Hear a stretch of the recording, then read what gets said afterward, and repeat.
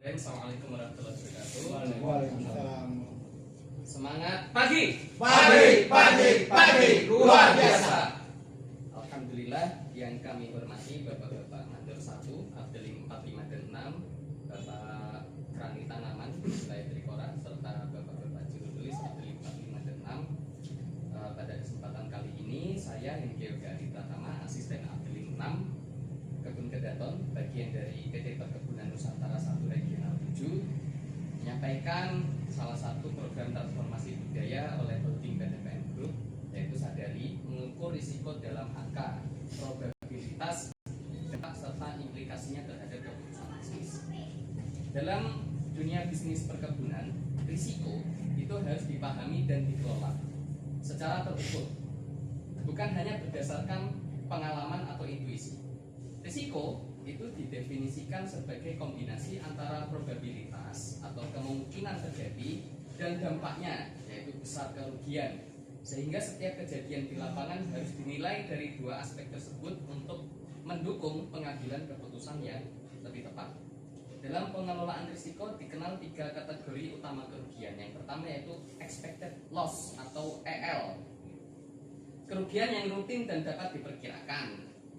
Nah, itu misalkan hasil produksi latek yang DLC-nya di bawah rata-rata. Nah, itu termasuk EL. Kemudian yang kedua, unexpected loss atau UL, kerugian di atas rata-rata yang masih mungkin terjadi. Contoh, kondisi cuaca yang tidak dapat diperkirakan. Nah, itu masuk ke unexpected loss atau UL. Yang ketiga yaitu tail loss atau TL, kerugian ekstrem dengan dampak yang besar namun jarang terjadi. Contoh kebakaran hutan, kebakaran lahan, kebakaran kebun. Nah, itu kan jarang terjadi. Itu hanya terjadi pada musim kemarau. Itu pun risikonya masih bisa kita ukur. Tapi begitu itu terjadi, maka dampaknya luar biasa kalau tidak kita mitigasi, kalau tidak kita kendalikan. Nah, berdasarkan ilustrasi distribusi risiko itu, semakin besar dampak suatu risiko, biasanya frekuensinya semakin kecil, tetapi tetap harus diantisipasi karena berpotensi mengganggu operasional. Seperti itu. Ya, contoh tadi itu kebakaran hutan, kebakaran lahan, kebakaran kebun. Nah, itu memang jarang sekali terjadi, hanya potensinya terjadi di musim kemarau. Tapi begitu itu terjadi, itu harus benar-benar kita kendalikan. Nah, seperti itu. Nah, pendekatan ini diterapkan melalui pencatatan risiko atau risk register yang mencakup peristiwa, frekuensi, dampak, dan penyebar. Nah, selain itu penting untuk memahami batas risiko dalam operasional. Yang pertama yaitu risk capacity atau batas maksimum risiko yang mampu ditanggung. Yang kedua risk appetite, yaitu tingkat risiko yang masih dapat diterima. Dan yang ketiga yaitu risk tolerance atau limit, batas operasional yang tidak boleh dilanggar.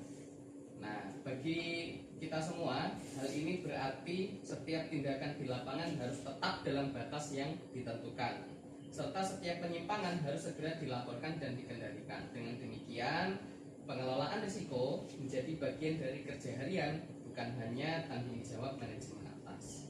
Demikian yang bisa kami sampaikan. Mohon maaf atas segala kekurangan dan kekurangan. Terima kasih. Assalamualaikum warahmatullahi wabarakatuh.